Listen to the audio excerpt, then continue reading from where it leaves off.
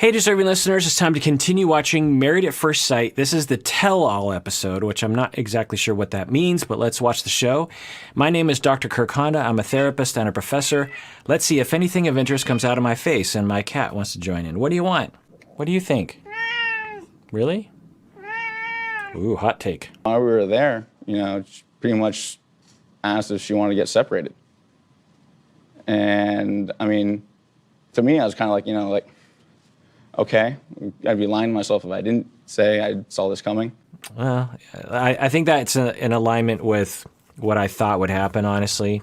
Maybe I'm just saying that because it is what happened, but the way that the two of them were talking throughout the season was she was into him and he wasn't into her. And then, or as a result of that, she stopped being into him.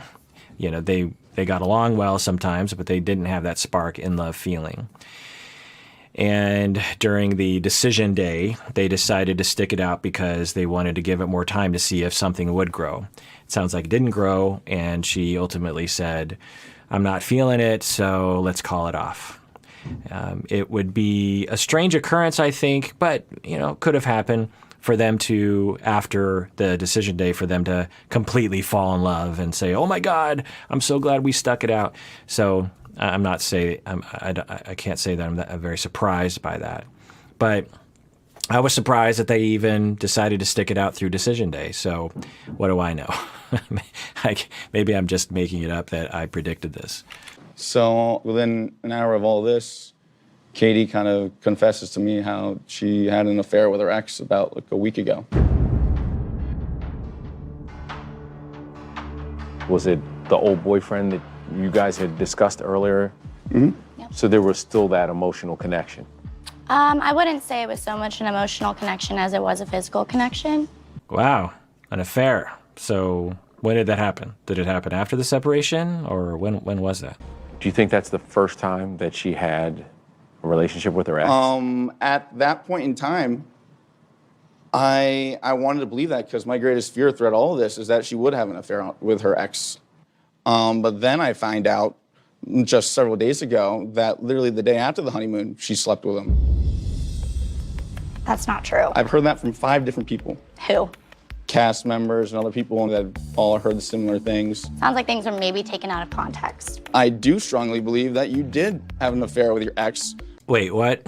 So he's heard from people in production who work on the show that she had sex with her ex while the two of them were still in a relationship, while Derek and Katie were still in a relationship. I'd love to hear the backstory on that. Who's lying, who's not. If production is lying, why would they lie? If Katie's lying, I guess we could imagine why she would lie. But I don't know, Katie doesn't come across to me as someone who would do that at that point. Now, I'm a little confused because they're framing it as she had an affair with her ex, but it sounds like Derek and Katie were basically broken up when Katie went to sleep with her ex. But maybe that's not the case. I don't know. Let's continue. While we were filming, and I don't believe anything that you could say because I don't trust you anymore. Okay, that's fine. Are you still seeing Seeing who? the ex? No. No. We didn't there was no getting together. It was strictly a physical slip up because I was disappointed in the lack of connection that we had, both emotionally and physically. And I felt as though our relationship was already Done. Yes. Are you seeing someone else now? No. Is there any? Okay, so it sounds like for Katie, she felt like, look, the relationship is over. We've basically said that to each other. So that's why I got together with my ex, because I just wanted someone to be with, someone to validate that I'm an attractive person. It's a safe bet to go back to your ex. He'll be available for me. And she's also denying that there was any kind of an affair that happened, prior to the two of them deciding that it was over. Everyone deserves to find love, and I know that you haven't found it yet, and I want you to. And the reason I didn't want to go any longer is because I didn't want to take that away from you by us continuing to try to find it when I didn't think that was going to happen. There was no way you could have fallen in love, huh? No. Okay. Look, you heard it here first, America. The fire has been officially extinguished between Katie and Derek. I really am sorry, like many of you, to hear that their marriage didn't work out, but I also want to thank you for giving it a chance after decision day. So does this mean that the show had a 1 out of 5 success rate this season? I think that's what it means. Were you a yoga instructor? I am still a yoga Are you a instructor. yoga instructor? Mike, I'm gonna be honest with you, okay? You do not look like a yoga instructor when I saw you doing yoga. I teach at my school. I teach at the C school in DC.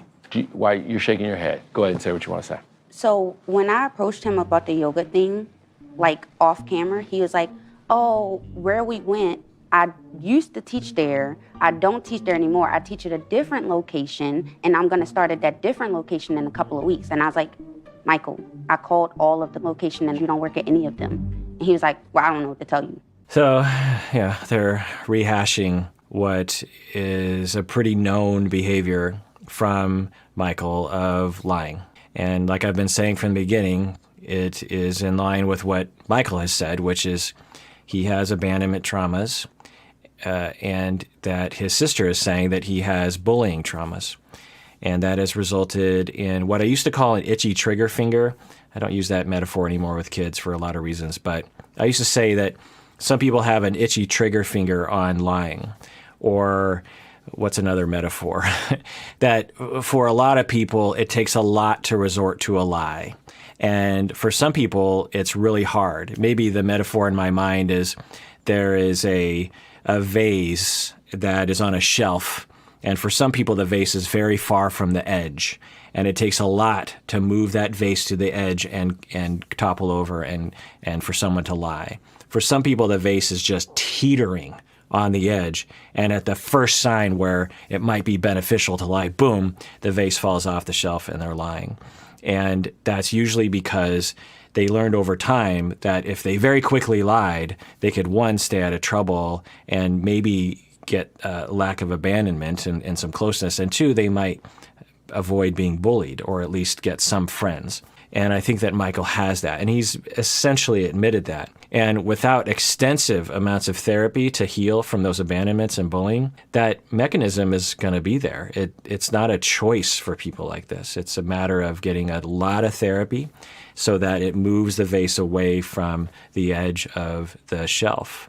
So, they're rehashing that, and he's responsible for doing that behavior, and he's kind of essentially doing it right now, seemingly. But I wish that the show would take it a little easy on people. When I see these people, I just see massive evidence of traumas. That's what I often see. For those of you who watched Love is Blind with me, the Carlton character, a lot of people hated him. But all I saw was someone with a ton of traumas, someone that learned very early in life that they had to come out swinging, otherwise they were going to be a victim. They had to abandon before they were abandoned. They would have to chastise and criticize and push people away before someone pushed them away. And they're responsible for the behavior, and we can certainly say, ugh, I don't like that behavior. That's not very cool. And Mika has every reason to say, I don't want to be with a person like that. But at the same time, I wish it was framed in a way that was an extension of his trauma and not some sort of weird choice that he makes, because that's not usually the case. How did that clip make you feel? Honestly, it's crazy to watch how much I went through. This was my life for 2 months, like 2 months of begging somebody to just be honest. And like watching it back and watching all the inconsistencies, and that's only a portion of it. It's like mind-boggling to me. It hurt you when he kept telling you what you believe are inconsistencies. Absolutely. At what point did you see that this was hurting her? I love that this mediator, this host, is pointing out the hurt often. He was doing that with Derek and with Katie, and now he's pointing this out. He's using this hurt word. This is a word that this show doesn't usually talk about, even the experts. So this is great, because that's the core of all of this stuff. Mika, you're hurt. Makes sense. So that's great that he's using that word hurt. Could you not, you just wanted to say, hey, let me just come clean with my wife? I don't think that actually happened. I mean, in the She sense... just said she was saying it was hurting her. I understand what she said. That's not my experience in the marriage. You didn't see the clip just now? You didn't watch the clip where she was like, help, please help? She was begging for help. So I'm a little confused as to what Michael is saying. It sounds like he's saying that he thinks that she is making it up, that she felt hurt. Now, it's not uncommon for couples when they're in pretty severe conflict to have a hard time empathizing and seeing that the other person is hurt. It's not uncommon, so I could see that. Also, if he has tremendous traumas and abandonment traumas, it might be hard for him to even recognize that loved ones can be hurt by him. That's something that can often happen. So, I don't think this conversation is going to go that well, it looks like. Do you see where these kinds of inconsistencies could cause trouble in your marriage? I understand all the inconsistencies, and again, in each of those situations, easily explained. Here's the thing. By going back and saying each one of these is easily explained when it's really kind of not, it creates doubt in her mind. And now she's like, who is this man that I'm with? You understand what I'm saying? Yeah, I definitely owe her apology for that. Well, tell her, don't they? You don't have to. So it kind of looks like Michael, in the intervening months or weeks from the end of the season, he's retreated back to this stance that he didn't do anything wrong and that everything's fine and that she's crazy and I never lied, because there were times when he was absolutely admitting that so it looks like his walls are back up. It's unfortunate to see. Tell me. I mean, like I said, I apologize for the inconsistencies in the conversations that we had. There were definitely opportunities where I could have came through and I didn't. We had some good moments, we had some bad moments, but we always came back to the table, and I appreciated you for that, to sticking to that with me throughout all the hardships. So, I could have been a better man for you in a lot of those situations than I was. So I apologize for that. Do you accept that? Yeah, I do accept it. Mika, do you feel like you were too hard or didn't create a place where Michael felt safe, where he could then reveal truths about himself? This guy has some great questions. This is great. Do I think I was too hard on Michael at times? Absolutely. I look back at some clips and I'm not proud of how I acted, and I think I could have reacted in a much more calm way. Do I wish I could go back and just be softer and not be as angry? And I've said that multiple times. I don't want to be that person. 2 thumbs up, Mika. Makes sense that she's taking responsibility for that. I'm sure she's not saying that the marriage breaking up was all her fault, but she's watching clips and going like, oh boy, was I coming out strong on when I was upset. I wonder if people after this show, when they watch themselves, go, I think I need to rethink my life here. I think I need to maybe go to therapy. Because one of the things that some couples will do, I don't usually always recommend this because it can actually be too harsh and too much of a wake-up call, is to audio tape or videotape your conflicts with your spouse and we watch them.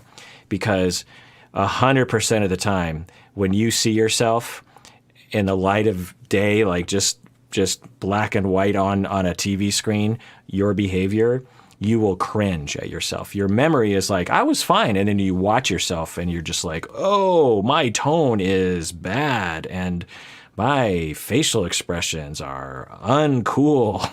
And I said that, it's pretty eye-opening.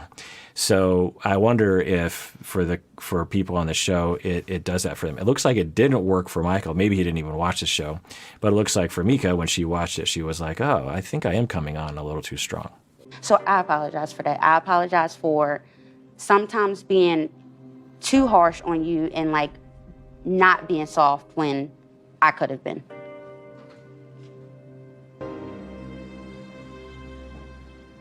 Mika and Michael, thank you for trying, and thank you for being a part of this experiment. So, yeah, it's been quite a journey as I've watched the two of them.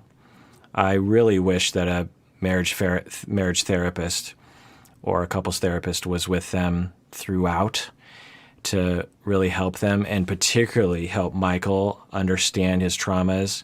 And because there was a moment about midway through the season where I think it was after the salary incident, when he really, had a what we might call a come to Jesus moment, where he really said, oh, I have traumas and that's why I lie.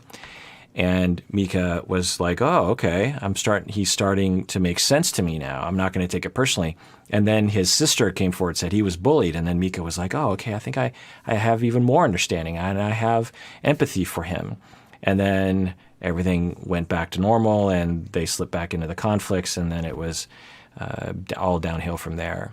So I was pulling for them. I think they had a chance if someone was there with Michael frequently, 2 or 3 times a week, maybe to help him to continually learn and heal and take care of himself.